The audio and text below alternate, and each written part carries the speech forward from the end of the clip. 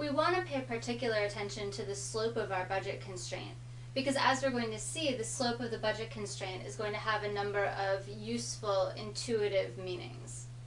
So here, we'll remember that the slope of a line is just change in y divided by change in x, or rise over run, as you may have heard before. So we can just calculate this by plugging in the 2 points that we have here.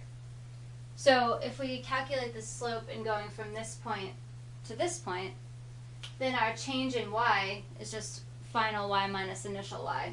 Well, we're going from 9 on the y-axis to 0 on the y-axis.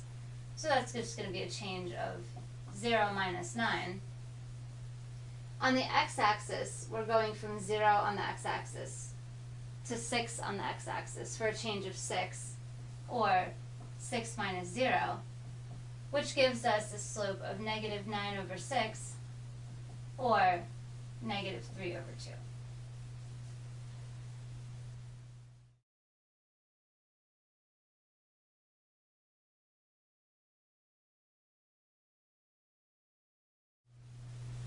The first thing that we notice about the slope of the budget constraint is that it's negative.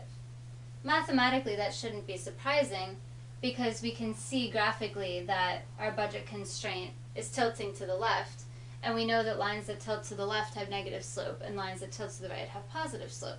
So that's just consistent with what we see here. In addition, it shouldn't be surprising that there's a negative slope because there are inherent trade-offs between pizza and beer here. And if we're going to try to get more beer, for example, we have to give up some pizza. And if we're trying to get more pizza, we have to give up some beer. So we notice that along the budget constraint, our change in beer and our change in pizza are going to be moving in opposite directions, which is why when we take the ratio, we're always going to get a negative number. The magnitude, or the absolute value of the slope of the budget constraint, represents the specific trade-off between the affordability of the two goods in question. Specifically, this 3/2 here represents how many beers you have to give up in order to get one more slice of pizza. So this shouldn't be surprising because we said here the beers cost $2 and pizza costs $3. So in order to afford one more thing that costs $3, well, we'd have to give up 1.5 things that cost $2, which is exactly what we're saying here, that you'd have to give up 1.5 or 3/2 of the thing that costs $2 in order to get one more thing that costs $3. In general, we can say that the magnitude of the slope of the budget constraint represents how many of the good on the y-axis we have to give up in order to be able to afford one more good of the item on the x-axis.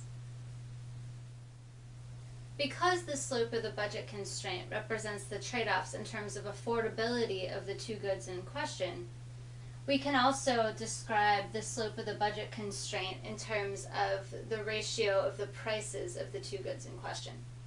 You'll notice here that the slope of the budget constraint is equal to negative, because we said that the slope is negative, of the price of the good that we put on the x-axis, so in this case the price of pizza, divided by the price of the good we put on the y-axis, in this case beer.